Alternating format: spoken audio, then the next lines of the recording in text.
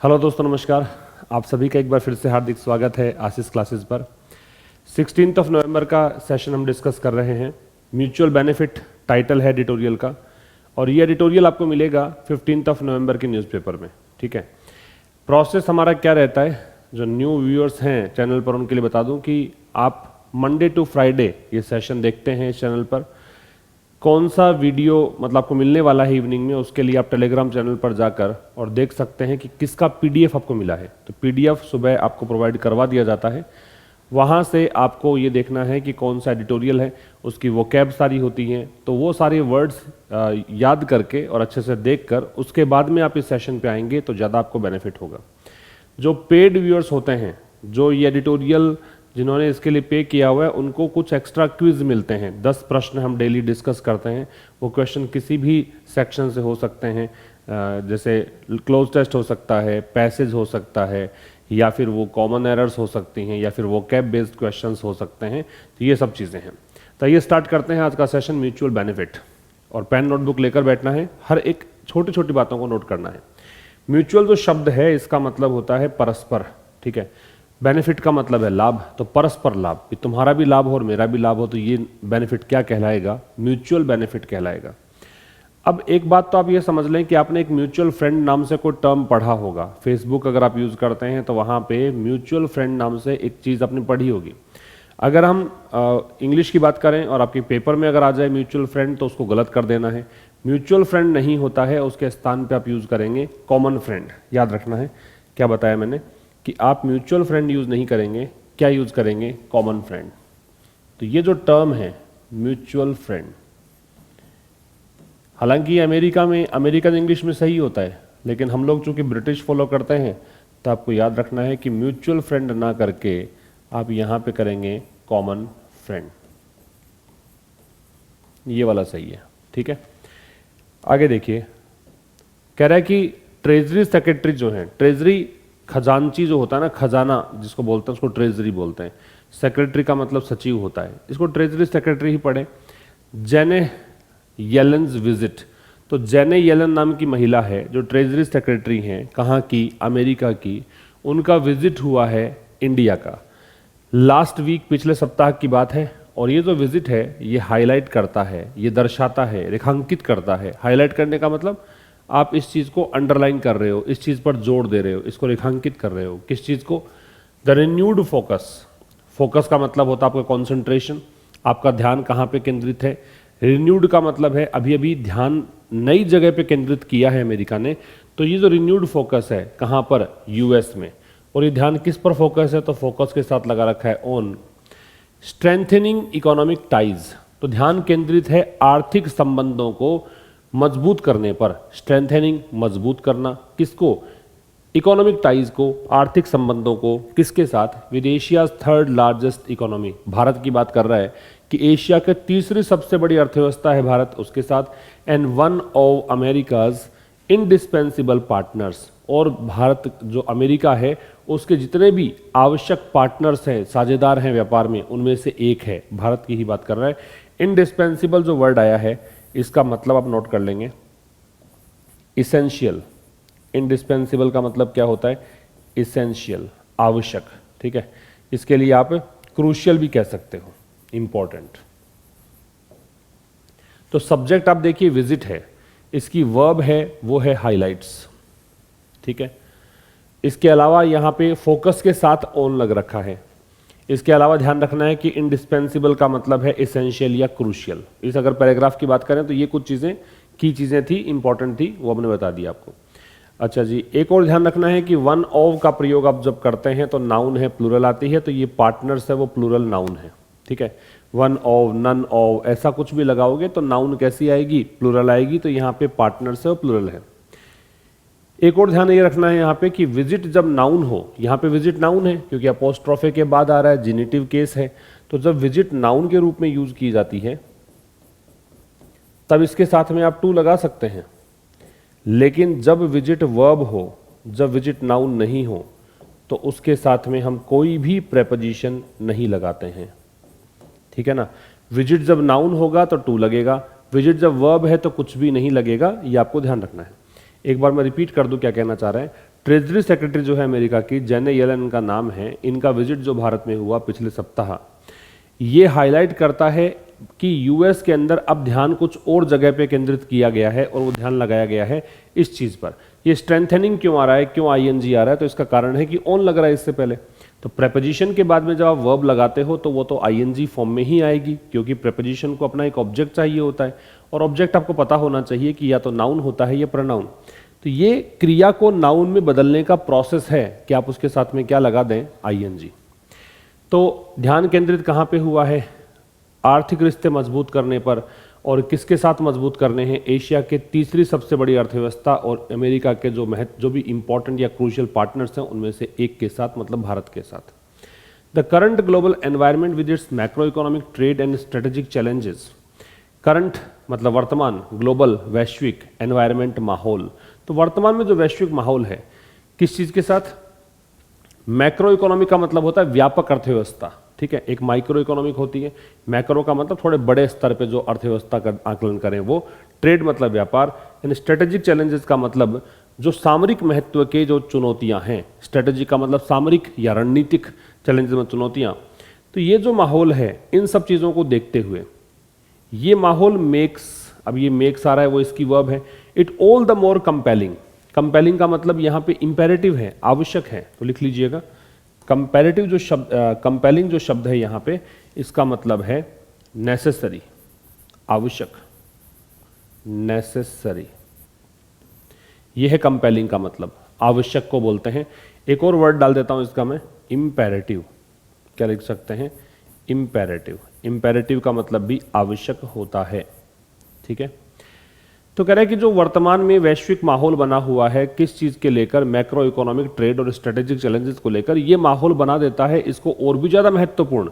किसके लिए, विश्व के दो सबसे बड़े लोकतंत्र के लिए, एक तो है अमेरिका, दूसरा है भारत। टू डीपेन, डीपेन का मतलब गहरा करना। याद रखना है आपको कि जिन वर्ड्स का एंड ईएन से आप करते हो, जैसे स्ट्रेंथन है या वीकन है ना, तो ये जो वर्ड्स होते हैं वो वर्ब कहलाती हैं। जब आप ईएन से एंड करते हो तो वो शब्द क्या कहलाते हैं, वर्ब। गहरा करने के लिए क्या, उनका एंगेजमेंट मतलब उनकी संलिप्तता, उनका मिलजुल कर काम करना, इन अ वे, एक ऐसे तरीके say that is mutually beneficial, जो कि परस्पर एक लाभदायक स्थिति में हो, ठीक है। बेनिफिशियल लाभदायक है। जिन वर्ड्स का एंड एल से होता है वो वर्ड्स जनरली एडजेक्टिव्स होते हैं। तो एनवायरनमेंट सब्जेक्ट है, वर्ब है इसकी मेक्स, दैट है वो रिलेटिव प्रोनाउन है और वे के लिए आ रहा है, इसकी वर्ब है वो इज है। कंपेलिंग का मतलब हमने देख ही लिया, और कंपेलिंग का अगर वर्ड कैटेगरी बताऊं तो ये एडजेक्टिव होगा। मैं हट जाता हूं स्क्रीन से, आप इसका स्क्रीनशॉट ले लें ताकि सब चीजें आपको मिल जाएं एक साथ। अब देखिएगा दूसरा स्लाइड में कह रहा है कि इन दिल्ली, दिल्ली में मिस येलन इम्फेसाइज्ड, इन्होंने जोड़ दिया, ठीक है, that the united states and India, क्या जोड़ दिया कि भारत और अमेरिका जो है share an interest in strengthening our supply chains, in a word. तो ये शेयर करते हैं, ये साझा करते हैं, एन इंटरेस्ट का मतलब एक रुचि, किस चीज में, मजबूत करने में हमारे आपूर्ति श्रृंखला को, सप्लाई चेन्स को।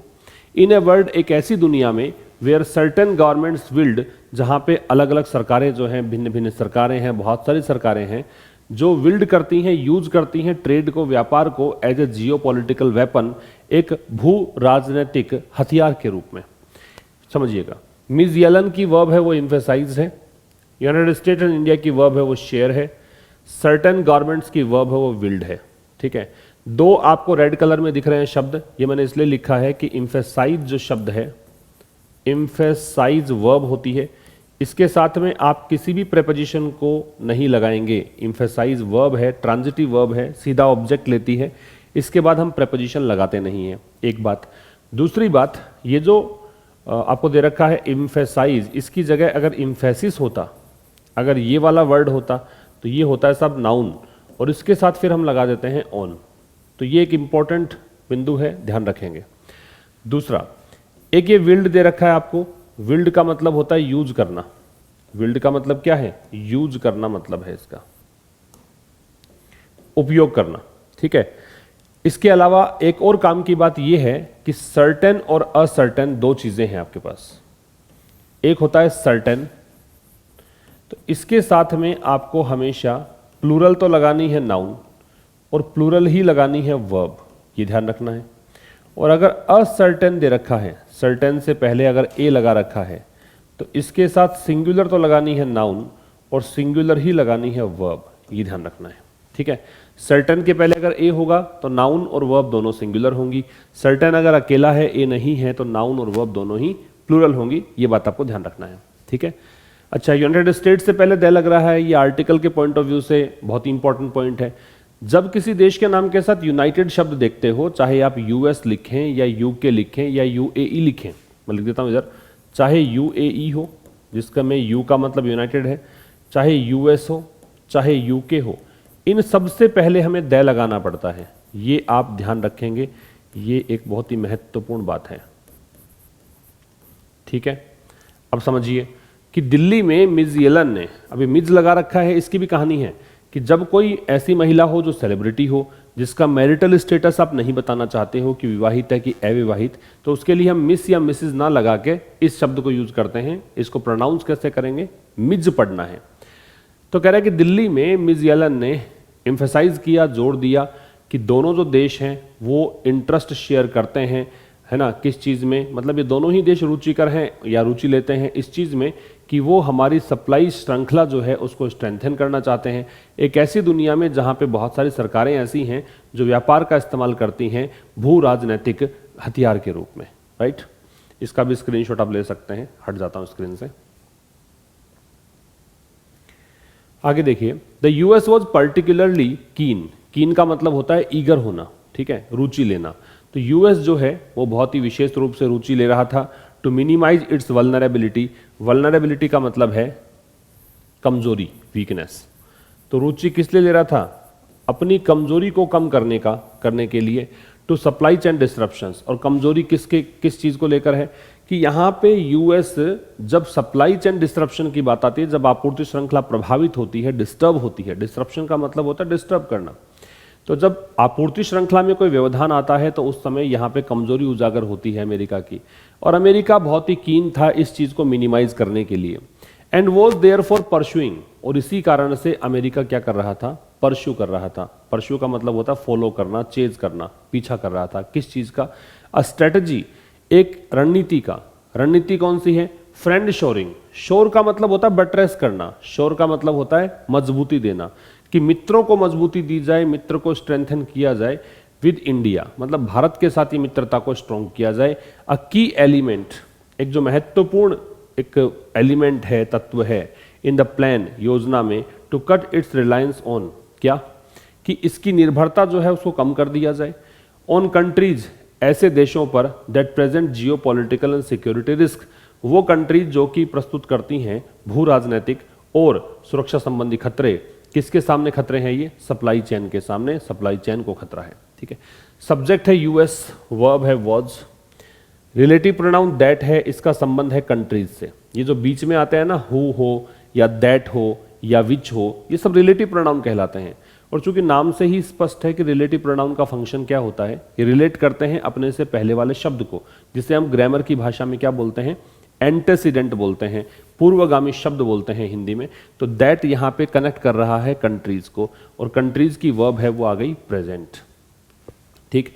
बाकी सब्जेक्ट इसमें इस जो कीन दे रखा है इसको लिख लेंगे। कीन का मतलब होता है ईगर, उत्सुक, ठीक है। बाकी तो इसमें कुछ खास है नहीं। वल्नरेबिलिटी का मतलब हमने वीकनेस देख ही लिया। एक बार फिर से देख लीजिए कि यूएस यहाँ पे बहुत ही ईगर था, बहुत ही दिलचस्पी ले रहा था किस चीज में? कि वो अपना सप्लाई चेन डिस्ट्रप्शंस, एक और वर्ड ये डिस्ट्रप्शन है ना, डिस्ट्रप्शन बनता है डिस्टर्ब से, इसका मतलब होता है डिस्टरबेंस, डिस्टरबेंस, ठीक है। तो कह रहा है कि भाई यूएस बहुत ही रुचि ले रहा था किस चीज में? कि वो अपने इस वल्नरेबिलिटी को, इस वीकनेस को कम करना चाह रहा था। और कमजोरी किस चीज को लेकर है? आपूर्ति श्रृंखला में जब जब व्यवधान पहुंचता है, जो जो परेशानियां आती हैं, तब इसकी वीकनेस यहाँ पे एक्सपोज होती है, तो उस चीज को कम करना चाह रहा था। और इसी कारण से एक रणनीति यहाँ पे अपना रहा था कि कहीं ऐसा नहीं हो कि हमारे पास चीजें चाहिए और हमारे को मिले ही नहीं, इसलिए हम मित्रता प्रगाढ़ करते हैं। तो फ्रेंड शोरिंग की रणनीति, मतलब मित्रता को और स्ट्रॉन्ग करने की रणनीति, किसके साथ? भारत के साथ। एक महत्वपूर्ण तत्व है ये उस योजना में कि ये अपनी निर्भरता उन कंट्रीज पर से घटाना चाहता है जो कंट्रीज भू राजनीतिक और सिक्योरिटी संबंधी खतरे पैदा करती हैं। किसको लेकर? सप्लाई चेन को लेकर। ठीक है, तो इसका भी स्क्रीनशॉट आप ले सकते हैं। आगे देखिए, साइटिंग। साइट का मतलब क्या है, सब बात कर लेंगे, फिलहाल समझ लीजिए जिक्र करना होता है, मेंशन करना होता है, हवाला देना होता है। तो citing the Ukraine invasion, invasion का मतलब होता है अटैक। तो कह रहा है कि जो यूक्रेन वाला हमला है ना, उसका हवाला देते हुए एन असर्टिंग, असर्ट का मतलब इसको असर्ट बोलते हैं वैसे, असर्ट का मतलब होता है क्लेम करना, दावा करना, दृढ़ता से कहना, बहुत ही पॉजिटिव वे में कहना। तो इस चीज का हवाला देते हुए कि भी यूक्रेन का एक तो लड़ाई चल रही है, दूसरा एक क्लेम किया इन्होंने कि that Moscow had weaponised its supply of natural gas to Europe, कि मॉस्को मतलब रशिया, जिस देश की राजधानी का जिक्र हो इसका मतलब उस देश का जिक्र है। तो रशिया ने क्या किया है, एक हथियार के रूप में यूज किया है, वेपनाइज किया है किसको? अपनी सप्लाई को। सप्लाई किसकी? प्राकृतिक गैस की। कि कहां सप्लाई करनी है? यूरोप में। As well as the challenges of China's dominance in the production of products such as solar panels. साथ साथ में यहां पे इन्होंने जिक्र किया कि चुनौतियां जो हैं, चैलेंजेस जो हैं, किस चीज में? चाइना के प्रभुत्व की चुनौतियां, चाइना के डोमिनेंस की चुनौतियां, किस में? इन द प्रोडक्शन ऑफ प्रोडक्ट्स, कि चाइना क्या कर रहा है, कुछ प्रोडक्ट्स का प्रोडक्शन कर रहा है, जैसे कि सोलर पैनल्स हैं, सौर ऊर्जा के जो पैनल हैं उनकी बात कर रहा है। ठीक है इन दोनों का हवाला दिया। इन दोनों का हवाला देते हुए उन्होंने अंडरलाइन किया, उन्होंने रेखांकित किया, उन्होंने हाईलाइट किया वॉशिंगटन कीननेस। वॉशिंगटन अब ये राजधानी है अमेरिका की, तो अमेरिका की बात है, तो उन्होंने हाईलाइट किया अमेरिका की रुचि को, अमेरिका की ईगरनेस को, कि अमेरिका चाहता है कि लोकल पार्टनर्स नर्चर किए जाएं। नर्चर का मतलब पोषित करना, डेवलप करना, विकसित किए जाएं। कहां पर? विकासशील देशों में। किस लिए? ताकि कम किया जा सके over concentration on select suppliers. Select का यहां पे एडजेक्टिव है, इसका मतलब है गिने चुने या चुने हुए, चुनिंदा। सप्लायर्स का मतलब जो सप्लाई करते हैं वो। ओवर कॉन्सेंट्रेशन का मतलब है फिलहाल तो हम बहुत ज्यादा निर्भर करते हैं किसी एक देश पर, दो देशों पर, कुछ गिने चुने पार्टनर्स हैं उन पर, तो इस ये अति आत्मनिर्भरता जो है ना उसको कम कर दिया जाए, ये कहना चाहता है। अब मैं बताता हूं इसको विस्तार से, कहानी क्या है, जो भी इसके जो की पॉइंट्स हैं वो सब नोट कर लीजिएगा। यहां मॉस्को सब्जेक्ट है, वर्ब है इसकी हैड वेपनाइज्ड, सब्जेक्ट है शी, वर्ब है इसकी अंडरलाइन। साइट जो दे रखा है ना, ये तीन प्रकार के वर्ड्स होते हैं, एक CITE होता है, एक SITE होता है, और एक वर्ड होता है SIGHT। ठीक है, ये जो साइट है CITE, ये वर्ब होती है, इसका मतलब होता है मेंशन करना, जिक्र करना, हवाला देना। ठीक है, इसको आप अल्यूड भी कर सकते हो, इस ओर इशारा करना, तो मेंशन या अल्यूड। ये जो साइट है SITE, ये नाउन होता है, ये प्लेस को बोलते हैं साइट। और ये जो साइट है ये भी नाउन है, इसका मतलब विजन होता है, दृष्टि होती है। बहुत ही इंपॉर्टेंट है, जिन परीक्षाओं में, जिन एग्जाम्स में कंफ्यूजिंग वर्ड्स पूछे जाते हैं उस वहां पे तो बहुत ही इंपॉर्टेंट ये एक बिंदु है, नोट करना है इसको आपको। अच्छा जी, एक इसमें आपको दे रखा है अंडरलाइन। अंडरलाइन का मतलब होता है जब आप किसी चीज को अंडरलाइन करते हो, इसका मतलब उसको हाईलाइट करते हो, उस पर जोर देते हो, उसको एम्फेसाइज करते हो, ये मतलब होता है अंडरलाइन का। ठीक है, एक ये वाला पॉइंट याद रखेंगे कि जब आप हेल्प के साथ में, जब आप हेल्प के साथ में दो चीजें, या तो आप सीधा लगाते हैं V0 या फिर आप लगाते हैं टू के साथ V0, ये दोनों बिंदु ध्यान रखेंगे। या तो हेल्प के साथ लगाते हैं V0 बेस फॉर्म, या फिर लगाते हैं टू के साथ बेस फॉर्म, दोनों ही पॉसिबल है। यहां पे आप देख रख सकते हैं कि टू तो है नहीं, तो टू के साथ बेस फॉर्म है। मिटिगेट का मतलब होता है डिक्रीज करना। मिटिगेट जो शब्द है इसका मतलब है डिक्रीज करना, मतलब कम करना, ये मतलब होता है मिटिगेट का। एक बार फिर बता देता हूं कि जो ये आई हैं, जो ये ट्रेजरी सेक्रेटरी भारत आई हैं, इन्होंने हवाला दिया कि एक तो यूक्रेन वाला हमला चल रहा है, इन्वेजन का मतलब अटैक होता है, जो लड़ाई चल रही है यूक्रेन रशिया की। दूसरा, अच्छा ये असर्ट रह गया, इसका मतलब होता है क्लेम करना, दावा करना। और साथ में इन्होंने एक बात और कही दृढ़ता से कि भाई मॉस्को जो है ना, उसने अपनी प्राकृतिक गैस की सप्लाई यूरोप तक करने को इसको हथियार के रूप में यूज किया है। साथ साथ में चाइना का जिक्र किया कि चाइना जो है वो प्रभुत्व रखता है सोलर पैनल जैसे प्रोडक्ट को प्रोड्यूस करने में। तो इन सब चीज़ों का हवाला देते हुए, इन सब चीज़ों का जिक्र करते हुए उन्होंने वॉशिंगटन की कीननेस को जाहिर किया। उन्होंने कहा कि भाई अमेरिका बहुत ही इंटरेस्टेड है किस चीज़ में, अमेरिका चाहता है कि विकासशील देशों के अंदर अपने स्थानीय पार्टनर्स यहाँ पे पोषित करे, नर्चर करे, ताकि होगा क्या, ताकि जो सेलेक्ट सप्लायर्स हैं उनसे जो ओवर कॉन्सेंट्रेशन है, उन पर ज़्यादा बहुत ज़्यादा निर्भरता है, उसको हम कम कर सकें। ठीक है, सेलेक्ट यहाँ पे एडजेक्टिव है, याद रखें। सेलेक्ट वर्ब भी होती है, सेलेक्ट एडजेक्टिव भी होता है। यहाँ पे सप्लायर्स नाउन है, इसलिए इसको मॉडिफाई करने वाला शब्द एडजेक्टिव कहलाएगा। स्क्रीनशॉट आप ले सकते हैं इसका। नेक्स्ट देखिए, मिस येलन्स विजिट ऑल्सो हाईलाइट्स। अब जो येलन का विजिट है ये भी हाईलाइट करता है, ये भी दर्शाता है। क्या दर्शाता है साहब? The opportunities and challenges in the bilateral economic relationship, कि भी क्या तो अवसर हैं, कौन कौन से तो अपॉर्चुनिटीज हैं और कौन से यहाँ पे चुनौतियां हैं। कहाँ पे? बायलैटरल, द्विपक्षीय इकोनॉमिक आर्थिक रिलेशनशिप रिश्तों में। द्विपक्षीय मतलब भारत और अमेरिका की बात है, इसलिए कह रहा है। तो कह रहा है मिस येलन का जो विजिट है यहाँ पे ये भी हाईलाइट करता है कि भाई क्या अवसर और क्या चुनौतियां हैं द्विपक्षीय आर्थिक संबंधों में, स्पेशली विशेष करके as the current dispensation in Washington moves to mend the ruptures caused by the Trump administration's antagonistic decisions on trade including the withdrawal of duty free access। बहुत लंबा हो जाएगा, यहाँ तक पढ़ते हैं एक बार। तो कह रहा है कि येलन का जो विजिट है वो ये भी हाईलाइट करता है कि भाई क्या अवसर और क्या चुनौतियां हैं दोनों के आर्थिक रिश्तों में, विशेष करके जो वर्तमान सरकार है। डिस्पेंसेशन का मतलब सिस्टम होता है, ऑर्डर होता है या गवर्नमेंट होती है। जो वर्तमान सरकार है वॉशिंगटन में मतलब अमेरिका में, मूव्स ये अब कदम बढ़ा रहा है मेंड करने के लिए। मेंड का मतलब रिपेयर करना होता है, मरम्मत करनी होती है।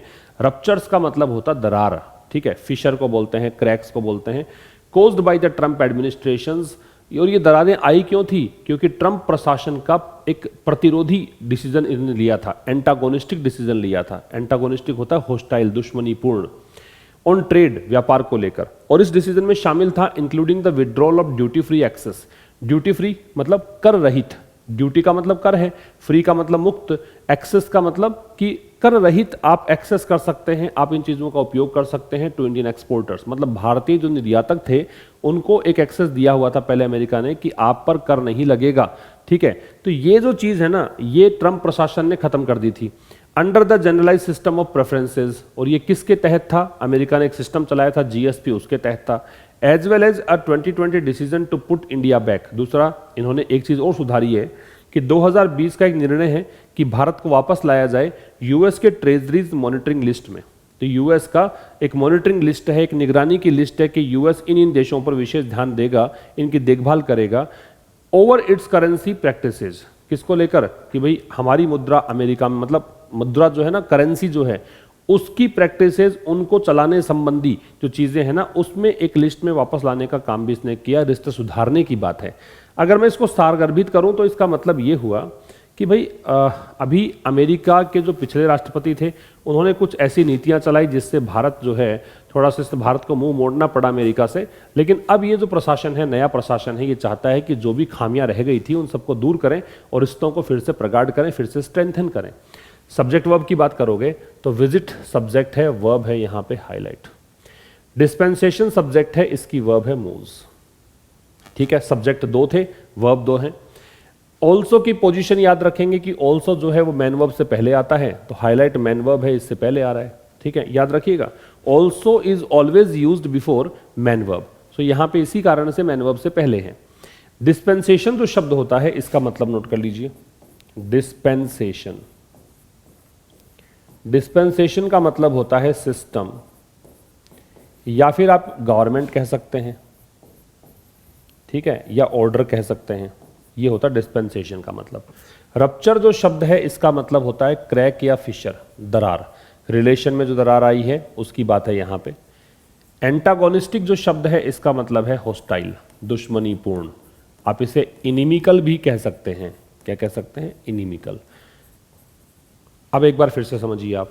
कह रहा है मिस येलन का जो विजिट है वो ये भी दर्शाता है कि कौन कौन से अवसर हैं, कौन सी चुनौतियां हैं दोनों देशों के आर्थिक संबंधों में।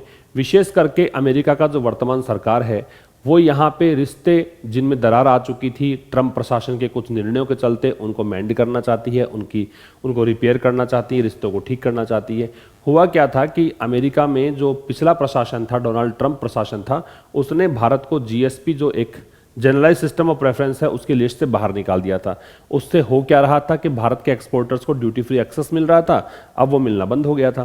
साथ में इन्होंने एक काम और किया है कि ये 2020 में एक निर्णय ये भी लिया, ठीक है ना, मतलब एक निर्णय और था, उसको भी विड्रॉल किया है। विड्रॉल का मतलब वापस लेना। तो एक तो इन्होंने जो जीएसपी से भारत को बाहर निकाला था उस पर मेंड करेंगे, उस चीज़ को ठीक करेंगे।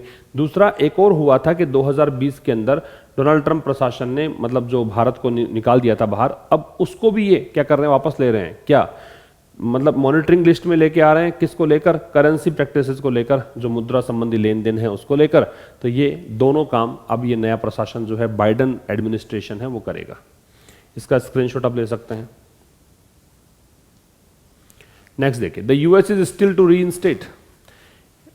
यूएस अभी भी, यूएस को करना है क्या, पुनर्बहाली करनी है, रीस्टोर करना है किसको, जीएसपी बेनिफिट को, कि भारत को तो जीएसपी बेनिफिट मिल रहा था, तो जो जनरलाइज सिस्टम ऑफ प्रेफरेंस के अंदर भारत जो शामिल था उसको इसको बहाल करना है। मतलब अभी इन्होंने किया नहीं है काम। And exporters on both side still face challenges. और कह रहा है कि जो निर्यातक हैं दोनों ही साइड्स के, चाहे अमेरिका के हो चाहे भारत के हो, ये चैलेंजेस यहां पे फेस कर रहे हैं। नॉट विद स्टैंडिंग, मतलब इसका मतलब होता है के बावजूद, द फैक्ट, इस फैक्ट के बावजूद that the US is one of India's largest trading partners, की यूएस जो है भारत के जितने भी ट्रेडिंग पार्टनर्स है, जितने व्यापारिक साझेदार हैं, उनमें से एक है। यूएस की वर्ब है इज, एक्सपोर्टर्स की वर्ब है वो फेस। अच्छा, स्टिल की जगह यट ज्यादा सही रहेगा मुझे लगता है यहां पे, क्योंकि स्टिल का मतलब तो होता है इवन नाउ। आप लिख लीजिएगा इस बात को, स्टिल का मतलब होता है इवन नाउ, मतलब अभी भी। अगर मैं इसको हिंदी में लिखूंगा तो मैं कहूंगा इसका मतलब है अभी भी। और यट जो शब्द है इसका मतलब होता है अंटिल नाउ, इसका मतलब हुआ अब तक, ठीक है। और जब आप ये कहते हो ना कि कोई काम पेंडिंग है, जैसे मैं कहूं कि I am yet to teach a topic, मुझे अभी भी एक टॉपिक पढ़ाना है, मेरे टॉपिक बाकी मैंने पढ़ाया नहीं, I haven't taught it yet, तो फिर आप यट का प्रयोग करें तो ज्यादा बेहतर है कि यहां यट लगाएं। रीइंस्टेट जो एक नया वर्ड आया, देखो, री का मतलब पुनः, इन का मतलब में, स्टेट का मतलब स्थिति, पुनः उसी स्थिति में लेके आना, पुनः उसी मतलब बहाली करना, पुनर्बहाली करना, रीस्टोर आप कह सकते हो, ठीक है। या फिर नॉर्मल सिचुएशन जो है उस तक वापस लेकर आना, रिटर्न करना, return to the previous situation, former situation. तो अब कह रहा है कि भाई यूएस जो है वो उसको अभी भी पुनर्बहाली करनी है इस बेनिफिट की, और एक्सपोर्टर्स जो हैं वो दोनों ही साइड्स यहाँ पे अभी भी, स्टिल का मतलब यहाँ पे अभी भी है, वो चैलेंजेस को फेस कर रहे हैं। नॉट विद स्टैंडिंग का मतलब है डेस्पाइट, किसके बावजूद, इस फैक्ट के बावजूद कि भाई यूएस जो है भारत के सबसे बड़े ट्रेडिंग पार्टनर्स में से एक है, उसके बावजूद भी ऐसा हो रहा है। वन ऑफ वाले केस में क्या बताया था मैंने, प्लूरल नाउन, तो यहां देख सकते हैं आप पार्टनर्स का प्रयोग है, ठीक है। इसका स्क्रीनशॉट ले सकते हैं। आगे देखिए, इनफैक्ट वास्तव में हुआ क्या, द इंटरनेशनल ट्रेड एडमिनिस्ट्रेशन, जो अंतर्राष्ट्रीय व्यापार प्रशासन है, कहाँ का, यूएस का, नोट्स, मतलब ये संज्ञान ले रहा है, इसने नोट किया है, ये ऑब्जर्व कर रहा है, in its investment climate summary, किसमें, कि भी निवेश संबंधी माहौल को जो ये देख रहा है, आकलन कर रहा है, इन्वेस्टमेंट, निवेश, क्लाइमेट वैसे जलवायु होती है लेकिन यहाँ पे माहौल कहिए, और समरी मतलब जो भी इसने एक सारांश निकाला है, जो भी जिस्ट इसका है, ऑन इंडिया, भारत को लेकर, दैट न्यू प्रोटेक्शनिस्ट मेजर्स। अब ये प्रोटेक्शनिस्ट क्या होता है, संरक्षणवादी एक तरीका होता है, मेजर्स का मतलब उपाय है। अमेरिका कहे कि भाई हम पहले हमारे उद्योग धंधों को इसलिए फ्लरिश करवाएंगे ताकि हमारी जनता उसका उपयोग कर सके, संरक्षणवादी एक नजरिया है, ठीक है। हम नहीं चाहते कि दूसरे देश फायदा उठा जाएं, पहले हमारा देश पहले आता है, पहले हम हमारे देश की भलाई करेंगे, ये है protectionist measures. Including strict enforcement, इसमें शामिल है क्या, स्ट्रिक्ट का मतलब बिल्कुल सख्त, एनफोर्समेंट का मतलब है लागू करने का प्रोसेस, पोटेंशियल का मतलब है संभावित, एक्सपेंशन का मतलब है विस्तार, और डेटा लोकलाइजेशन मेजर्स, डेटा आंकड़े, लोकलाइजेशन स्थानीयकरण, मेजर्स उपाय, इंक्रीज्ड टैरिफ्स, टैरिफ का मतलब होता है जो भी आयात निर्यात पर जो भी शुल्क लगता है, टैक्स लगता है वो, इंक्रीज टैरिफ्स का मतलब हो गया वो टैरिफ जो कि इंक्रीज किए गए हैं वो, एंड इंडियन स्पेसिफिक स्टैंडर्ड्स, और भारत के विशेष जो भी मानक हैं, जो भी मापदंड हैं, not aligned with international standards, वो मानक जो कि अलाइन विद नहीं है। अलाइन विद नहीं होना मतलब आप कहें कि उसको, मतलब भारत जो है किसी भी पावरफुल या किसी भी डोमिनेंट कंट्री पर डिपेंड नहीं है, गुट निरपेक्ष है, उस लिस्ट में शामिल नहीं है, है ना, वो नॉट अलाइंड है, या फिर कहें कि तालमेल नहीं खाता है। तो भारत के जो स्टैंडर्ड्स हैं जो इंटरनेशनल स्टैंडर्ड से तालमेल नहीं खाते हैं, इफेक्टिवली क्लोज्ड ऑफ प्रोड्यूसर्स, तो इन सब चीज़ों ने क्या किया, विशेष रूप से प्रोड्यूसर्स को क्लोज ऑफ कर दिया, मतलब दूर कर दिया। किससे? ग्लोबल सप्लाई चेन से, वैश्विक आपूर्ति श्रृंखला से, एंड रेस्ट्रिक्टेड द एक्सपेंशन, और साथ में एक विस्तार जो है, एक्सपेंशन है, उसको प्रतिबंधित कर दिया, उसको रोक दिया।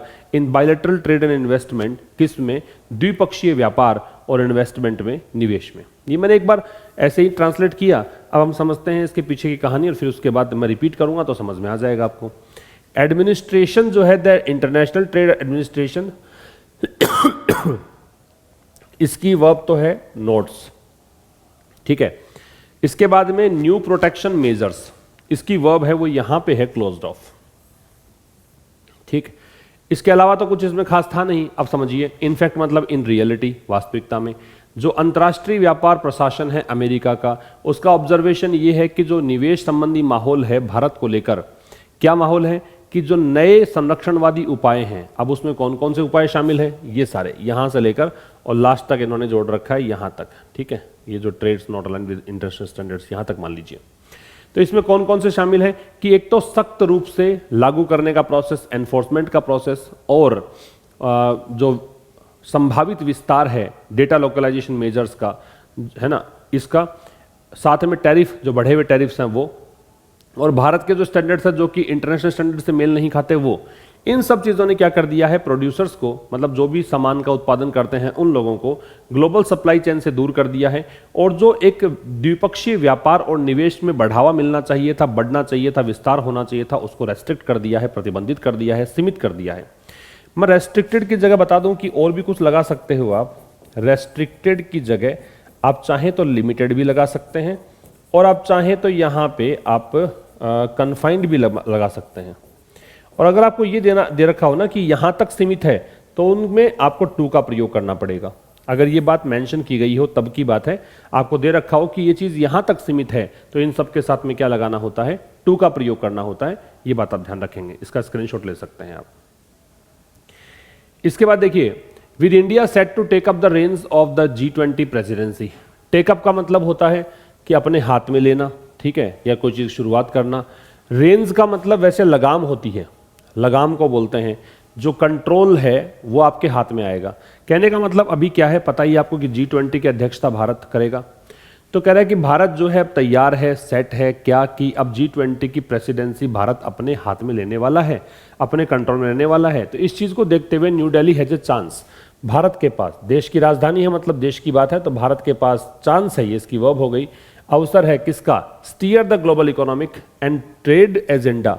स्टीयर का मतलब होता है डायरेक्ट करना, निर्देशित करना। स्टीयरिंग होता है गाड़ी के अंदर, क्या काम होता है, आप चाहें उधर मोड़ सकते हैं गाड़ी को। तो भारत चाहे तो भारत के पास अवसर है कि भारत इस वैश्विक आर्थिक और व्यापारिक जो एजेंडा है उसको मोड़ सकता है। किस तरफ मोड़ सकता है, ग्रेटर इक्विटी, मतलब और ज्यादा समानता की तरफ। इक्विटी क्या होता है, समानता होती है। इंक्लूडिंग ऑन क्लाइमेट चेंज, विशेष करके इसमें शामिल है कि जो जलवायु बदलाव है उस मुद्दे की तरफ, ठीक है। स्पेशली गिवन, विशेष करके उस स्थिति में ये देखते हुए कि मिस येलेन्स वोकल अश्योरेंस, वोकल का मतलब मौखिक, अश्योरेंस मतलब आश्वासन, ऑफ यूएस बेकिंग, बेकिंग का मतलब सपोर्ट, कि इन्होंने कहा था कि यूएस सपोर्ट करेगा इस चीज़ के बाद। अब सब्जेक्ट वर्ब देख लो पहले तो सब्जेक्ट तो इसमें एक ही है, न्यू दिल्ली, इसकी वर्ब क्या है, हैज़ है, ठीक है। अच्छा, ये जो इंक्लूडिंग एक्सक्लूडिंग आता है बीच में, ये प्रेपोजिशन होता है, याद रखिएगा। और प्रेपोजिशन अपने बाद में एक ऑब्जेक्ट लेता है, ये ध्यान रखना, ठीक है। सब्जेक्ट फिर देखिएगा, टेकअप का मतलब अपने हाथ में लेना है, रेंज का मतलब कंट्रोल है, लगाम है। अब चूंकि भारत जो है तैयार है कि G20 की प्रेसिडेंसी करेगा, तो भारत के पास एक अवसर है कि भारत चाहे तो वैश्विक आर्थिक और जो ट्रेड एजेंडा है उसको स्टीयर कर सकता है। स्टीयर का मतलब है डायरेक्ट कर सकता है, निर्देशित कर सकता है, चेंज कर सकता है, बता सकते हो, ठीक है। तो वो इस चीज़ को चेंज कर सकता है, वो इस चीज़ को निर्देशित कर सकता है, कहाँ लेकर जा सकता है कि अब जो बहुत बड़ी इक्विटी है, बहुत बड़े स्तर पे समानता है, ये है इक्विटी मतलब इक्वेलिटी, उस तरफ ले जा सकता है, जिसमें शामिल है क्लाइमेट चेंज। और विशेष करके ये देखते हुए, अब ये गिवन जो है ना, ये एक प्रेपोजिशन है और इसका मतलब होता है कंसीडरिंग। कंसीडरिंग प्रेपोजिशन है ये, अगर वर्ड कैटेगरी की बात करें, और इसका मतलब होगा कंसीडरिंग, मतलब इस चीज को देखते हुए। किस चीज को देखते हुए कि मिस येलन ने यहाँ पे वोकल एश्योरेंस दिया है, मौखिक आश्वासन दिया है, किसका? यूएस के सपोर्ट का। बेकिंग का मतलब है सपोर्ट, तो ये हो गया इसका मतलब। अब देखिए आगे कह रहा है both sides stand much to gain by enhancing mutual trust. Both sides मतलब भारत और अमेरिका दोनों। स्टैंड मतलब इस स्थिति में है कि भारत और अमेरिका दोनों ही कुछ प्राप्त कर सकते हैं। कैसे कर सकते हैं? एनहांसिंग म्यूचुअल ट्रस्ट, परस्पर जो विश्वास है उसको बढ़ाकर। एनहांस का मतलब होता है इंक्रीज करना, और कॉपरेशन के द्वारा, पर्टिकुलरली ऑन ट्रेड, विशेष करके व्यापार वाले मुद्दे की अगर बात करें तो। बोथ साइड्स की वर्ब है स्टैंड है, एनहांस का मतलब है वो इंक्रीज है, बाकी इसमें कुछ खास है नहीं। तो ये हो गया सब आज का एडिटोरियल आपका, इसका स्क्रीनशॉट ले सकते हैं आप। अब कॉमन एरर्स हैं, और ये फीचर बताया था मैंने आपको कि पेड कोर्स के विद्यार्थियों के लिए उपलब्ध है। तो अब हम लोग तो मिलेंगे कल ठीक शाम 5 बजे, और पेड कोर्स के विद्यार्थियों के लिए अब ये फीचर बात करते हैं।